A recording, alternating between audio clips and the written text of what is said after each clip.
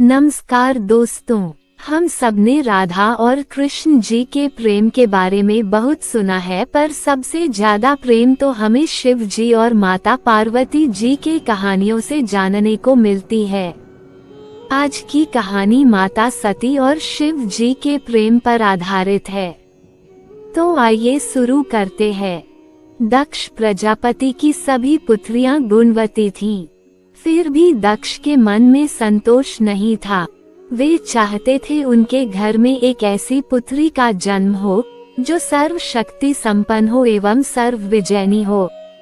अतः दक्ष एक ऐसी ही पुत्री के लिए तप करने लगे। तप करते करते अधिक दिन बीत गए तो भगवती आदि शक्ति ने प्रकट होकर कहा, मैं तुम्हारे तप से प्रसन्न हूँ। तुम किस कारण तप कर रहे हो? दक्ष ने तप करने का कारण बताया तो माँ बोली, मैं स्वयं पुत्री रूप में तुम्हारे यहाँ जन्म धारण करूंगी। मेरा नाम होगा सती। मैं सती के रूप में जन्म लेकर अपनी लीलाओं का विस्तार करूंगी। फलतः भगवती आदि शक्ति ने सती रूप में दक्ष के यहाँ जन्म लिया। सती दक्ष की सभी पुत्रियों में सबसे अलौकिक थीं। सती ने बाल्यावस्था में ही कई ऐसे अलौकिक आश्चर्यचकित करने वाले कार्य कर दिखाए थे जिन्हें देखकर स्वयं दक्ष भी चकित हो जाते थे। जब सती विवाह योग्य हो गई तो दक्ष को उनके लिए वर की चिंता होने लगी। उन्होंने ब्रह्मा जी से इस विषय में परामर्श किया। ब्रह्मा जी ने कहा, सती आदि शक्ति की अवतार हैं।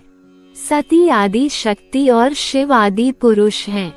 अतः सती के विवाह के लिए शिव ही योग्य और उचित वर हैं। दक्ष ने ब्रह्मा जी की बात सुनकर क्रोधित हो गए और सती का शिव से विवाह करने के लिए मना करने लगे। राजा दक्ष शिव को पसंद नहीं करते थे। सती माता जानती थी कि उनका विवाह शिव से ही होना तय है। फिर भी ब्रह्मा जी के समझने के बाद राजा दक्ष सती का विवाह करने के लिए मान गए। सती का विवाह भगवान शिव के साथ कर दिया। सती कैलाश में जाकर भगवान शिव के साथ रहने लगी। भगवान शिव दक्ष के दामाद थे, किंतु किसी वजह से दक्ष के दिल में भगवान शिव के प्रति बैर और विरोध भाव पैदा हो गया। एक बार देवलोक में ब्रह्मा ने धर्म के निरूपण के लिए एक सभा का आयोजन किया था। सभी बड़े बड़े देवता सभा में एकत्र हुए। भगवान शिव भी इस सभा में बैठे थे। सभा मंडल में दक्ष का आगमन हुआ। दक्ष के आगमन पर सभी देवता उठकर खड़े हो गए, पर भगवान शिव खड़े नहीं हुए। उन्होंने दक्ष को प्रणाम भी नहीं किया। फलतः दक्ष ने अपमान का अनुभव किया। केवल यही नहीं, उनके हृदय में भगवान शिव के प्रति ईर्ष्या की आग जल उठी थी। वे उनसे बदला लेने के लिए समय और अवसर की प्रतीक्षा करने लगे। एक बार सती और शिव कैलाश पर्वत पर बैठे हुए आपस में वार्तालाप कर रहे थे। उसी समय आकाश मार्ग से कई विमान कनखल की ओर जाते हुए दिखाई पड़े। सती ने उन विमानों को देखकर भगवान शिव से पूछा, प्रभु, ये सभी विमान किसके हैं और कहाँ जा रहे हैं? भगवान शक्र ने उत्तर दिया, आपके पिता ने बड़े यज्ञ का आयोजन किया है। समस्त देवता और देवांगनाएं इन विमानों में बैठकर उसी यज्ञ में शामिल होने के लिए जा रहे हैं। इस पर सती ने दूसरा प्रश्न किया, क्या मेरे पिता ने आपको यज्ञ में सम्मिलित होने के लिए नहीं बुलाया? भगवान शंकर ने उत्तर दिया, आपके पिता मुझसे बैर रखते हैं, फिर वे मुझे क्यों बुलाने लगे? सती मन ही मन सोचने लगी, फिर बोली, यज्ञ के इस अवसर पर अवश्य मेरी सभी बहनें आएंगी। उनसे मिले हुए बहुत दिन हो गए। यदि आपकी अनुमति हो तो मैं भी अपने पिता के घर जाना चाहती हूँ। यज्ञ में सम्मिलित हो लूंगी और बहनों से भी मिलने का सुअवसर मिलेगा। भगवान शिव ने उत्तर दिया, इस समय वहां जाना उचित नहीं होगा। पिता मुझसे बैर रखते हैं, हो सकता है वे आपका भी अपमान करें। बिना बुलाए किसी के घर जाना उचित नहीं होता है। इस पर सती ने प्रश्न किया, ऐसा क्यों? भगवान शिव ने उत्तर दिया, विवाहिता लड़की को बिना बुलाए पिता के घर नहीं जाना चाहिए, क्योंकि विवाह हो जाने पर लड़की अपने पति की हो जाती है। पिता के घर से उसका संबंध टूट जाता है। लेकिन सती पीहर जाने के लिए हठ करती रहीं, अपनी बात बार बार दोहराती रहीं। उनकी इच्छा देखकर भगवान शिव ने पीहर जाने की अनुमति दे दी। उनके साथ अपना एक गण भी साथ में भेज दिया। उस गण का नाम वीरभद्र था। सती वीरभद्र के साथ अपने पिता के घर गईं। घर में सती से किसी ने भी प्रेम पूर्वक वार्तालाप नहीं किया। दक्ष ने उन्हें देखकर कहा, तुम क्या यहाँ मेरा अपमान कराने आई हो? अपनी बहनों को तो देखो, वे किस प्रकार तरह तरह के अलंकारों और सुंदर वस्त्रों से सुसज्जित हैं। तुम्हारे शरीर पर मात्र बाघांबर हैं। तुम्हारा पति श्मशानवासी और भूतों का नायक है। वो तुम्हें बाघांबर छोड़कर और पहना ही क्या सकता है? दक्ष के कथन से सती के हृदय में पश्चाताप का सागर उमड़ पड़ा। वे सोचने लगी, उन्होंने यहाँ आकर अच्छा नहीं किया। भगवान ठीक ही कह रहे थे, बिना बुलाए पिता के घर भी नहीं जाना चाहिए। पर अब क्या हो सकता है? अब तो आ ही गई हूँ। पिता के कटु और अपमानजनक शब्द सुनकर भी सती मौन रहीं। वे उस यज्ञ मंडल में गईं जहाँ सभी देवता और ऋषि मुनि बैठे थे तथा यज्ञ कुंड में धू धू करती जलती हुई अग्नि में आहुतियाँ डाली जा रही थीं। सती ने यज्ञ मंडप में सभी देवताओं को देखे, किंतु भगवान शिव उसमें कहीं दिखाई नहीं दे रहे थे। वे भगवान शिव का भाग न देखकर अपने पिता से बोली, पिताजी, यज्ञ में तो सबके भाग दिखाई पड़ रहे हैं, किंतु कैलाशपति का भाग नहीं है।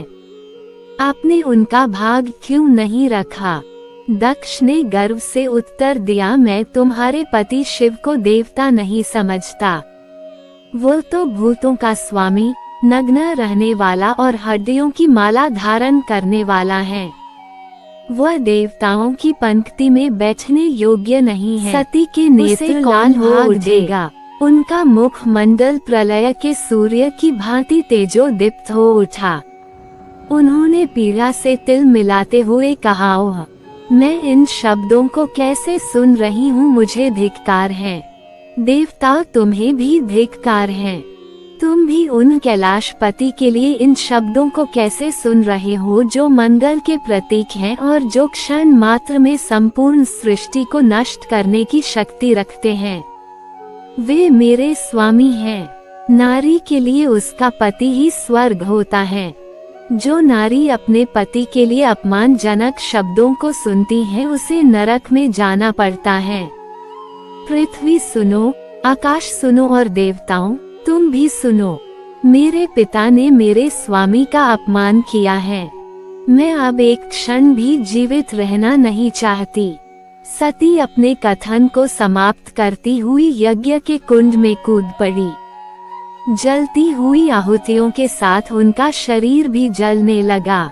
यज्ञ मंडप में खलबली पैदा हो गई, हाहाकार मच गया। देवता उठकर खड़े हो गए। वीरभद्र क्रोध से कांप उठे। वे उछल उछल कर यज्ञ का विध्वंस करने लगे। यज्ञ मंडप में भगदड़ मच गई। देवता और ऋषि मुनि भाग खड़े हुए।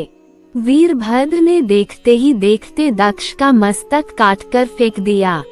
समाचार भगवान शिव के कानों में भी पड़ा। वे प्रचंड आंधी की भांति कनखल जा पहुँचे। सती के जले हुए शरीर को देखकर भगवान शिव अपने आप को भूल गए। सती के प्रेम और उनकी भक्ति ने शंकर के मन को व्याकुल कर दिया।